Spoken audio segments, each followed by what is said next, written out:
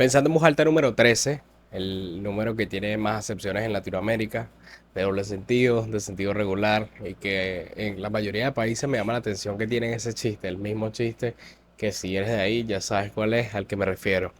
Me entregué un viaje de pensamiento sobre qué es el fracaso. Estuve hablando con un amigo hace un par de días en el cual me preguntaba qué era para mí el fracaso y si consideraba que yo había fracasado en la vida, sobre todo porque yo estudié una carrera y me terminé dedicando a otra cosa y me llamó la atención ese viaje de pensamiento en el cual llegué que primero para mí pensaba en que había que definir qué es el fracaso para saber si cumples con esa característica. Y estaba buscando en internet, dice que el fracaso es lo contrario al éxito. De las típicas definiciones de la RAE cuando te dice que buscas, que es nadando y te dice la acción de nadar. Entonces, yendo un poquito más profundo, dice, se utiliza para denominar el error o fallo que se produce en un proyecto, acción o deseo que una persona estaba buscando. Entonces, esta definición me llama la atención porque siento que hay un fracaso colectivo, un fracaso individual, en el sentido de que individualmente tú eres quien delimita cuál es ese fracaso. No necesariamente no alcanzar la meta es un fracaso por sí mismo.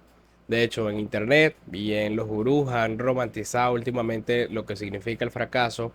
De ellos dicen que citan una frase de Winston Churchill que es que el éxito es ir de fracaso en fracaso sin perder el ánimo. Pero en sí mismo el fracaso para mí va más allá de la consecución del objetivo. Eso es como un sentido demasiado estricto en el cual si ibas a realizar una acción y no la hiciste, no la lograste, estás fracasando. Y yo creo que tener esta acepción tan radical hace que definitivamente te limites la vida, porque todas las acciones que vas a hacer terminarían siendo un fracaso si no se cumplen. Si vas un día a comprar galletas y no habían esas galletas, eres un fracasado porque no cumpliste con esa tarea. Entonces, es interesante ver cómo puedes desde adentro hacer una concepción diferente, concebir diferente el fracaso para que tenga mejores resultados en tu vida. De hecho, hay un caso de estudio en el cual estaba estudiando hace un par de días que decía que había un grupo de 20 personas, la dividieron en dos grupos. En ese grupo iban a realizar dos pruebas. La primera prueba era de ensayo y la segunda prueba era la original. ¿Qué pasa? En estos dos grupos, al grupo número uno, al presentar la primera prueba, le dijeron que todas sus respuestas estaban bien. Y al grupo número dos, le dijeron que todas sus respuestas estaban mal. Cuando iban a la segunda prueba, el primer grupo estaba más motivado y terminó favoreciéndole. Favoreciéndole en que la mayoría de personas de este grupo tuvieron mejores calificaciones que las personas que fracasaron.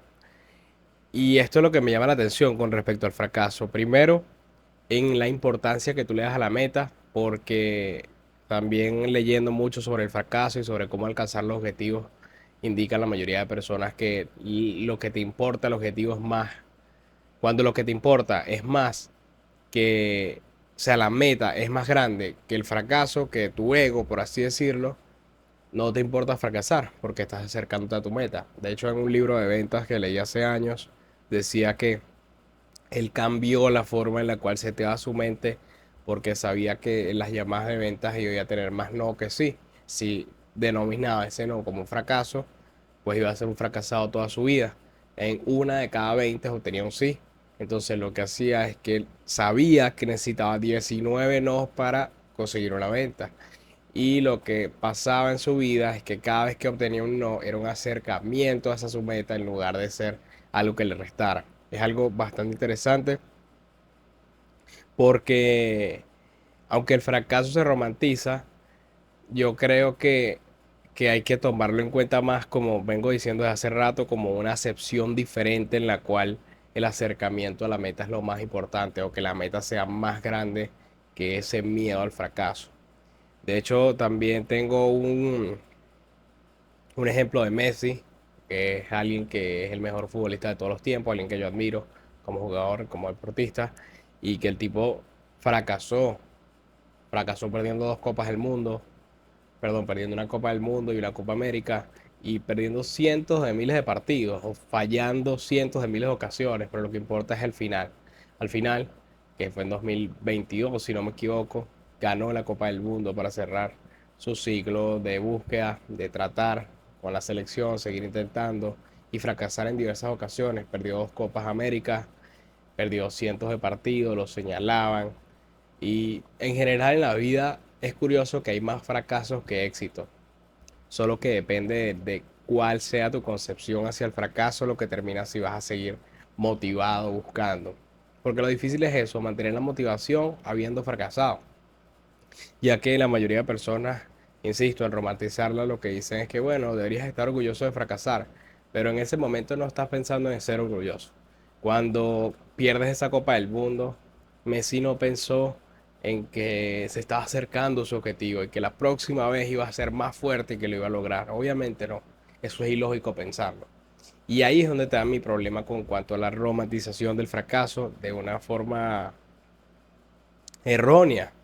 Porque ese mensaje motivacional que te dice que ahorita estás bien y mañana vas a estar mejor, o ahorita estás mal y mañana vas a estar mejor, es un detalle en que no saben cómo siente esa persona de dentro. Es un mensaje que, aunque lo motiva, es algo superficial. No termina concibiendo la idea general. Entonces, yo creo que parte, y voy a hacer énfasis durante todo este pensamiento, parte de mejorar la concepción que tienes para seguir luchando por eso. De hecho, también me recuerda algo que dice Carol Dweck cuando leí su libro de Growth Mindset, de mentalidad de crecimiento, que la forma, primero habla de las palabras, de cómo las palabras afectan tu programación neurolingüística, de la manera en la cual te expresas puede significar un cambio radical en tus emociones y en conseguir esas metas, porque ella pone el ejemplo de la palabra todavía. Cuando preguntaban a personas sobre si habían alcanzado su meta, quienes eran tajantes tenían menos emociones. Es decir, ¿alcanzaste tu meta? No, todavía no he alcanzado mi meta. A diferencia de decir simplemente, no, todavía no lo he alcanzado o no lo he alcanzado todavía, pero estoy en camino, estoy encaminado y voy a lograrlo. Entonces esa mentalidad de crecimiento, de ver las cosas de una manera distinta, de no setearte, de saber que puedes aprender de la mayoría de las cosas en las que te pasan y sacarle una experiencia a ello para utilizarla posteriormente, es algo muy importante. También hablando del fracaso, me doy cuenta que la mayoría de creadores de contenido tuvieron proyectos que no funcionaron y eso me llamó mucho la atención al darme cuenta hace poco en entrevistas de creadores de contenido que decían, bueno, yo realmente, este fue el proyecto que pegó, pero yo tuve 3 proyectos anteriores que nadie vio. Y bueno, en ese proyecto, en el primero aprendí a utilizar la cámara, en el segundo a utilizar el micro, el tercero a generar las ideas. Y todo eso fue un compendio de, de situaciones que lo llevó a donde están actualmente. Entonces eso me parece sumamente interesante y lo que voy a adoptar para mi vida realmente el hecho de que cada experiencia te da un poco más para acercar a un objetivo final. Es desarrollo de personaje, como quien dice. Los capítulos de relleno también son desarrollo de personaje. Te benefician para largo plazo. Quizás vas a utilizar esa herramienta que usaste.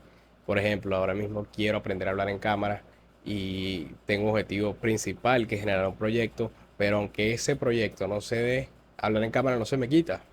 Intentar la consistencia, hacerlo día tras día, generar ideas, cientos de ideas pues no se me quita tampoco. Entonces es algo que hay que verlo en esa parte positiva de la vida. Sin embargo, insisto, estoy en contra de la romantización por el hecho de que, aunque de cierta manera caigo en el mensaje de romantización, pero desde un punto de vista más objetivo, pero estoy en contra de la romantización porque de nada te sirve fracasar si no mides lo que hiciste, si no reconoces tus errores y si no te das cuenta en qué estás fallando para mejorar. Porque fracasar por sí mismo no te hace más grande. Lo que te hace es aprender de esos errores, empezar a trabajar en ellos y saber cómo actuar en la próxima ocasión. De hecho, mencioné a Messi, fue mi ejemplo para esto, porque el problema no era no ser tan determinante en las finales, el problema es que el tipo tenía que mejorar en ello. El tipo perdió 3 finales y después tenía que trabajar para ser determinante en ese momento importante, que siempre se le criticó en toda su carrera, sabiendo que era el mejor de todos los tiempos y que le iban a criticar todo realmente. Pero en ese último partido el tipo estuvo, en la mayoría de partidos de la Copa del Mundo fue determinante. Entonces Eso lo que demuestra es que ese feedback que te das tú mismo o que tienes una opinión externa que te da feedback es tan o más importante que el fracaso por sí.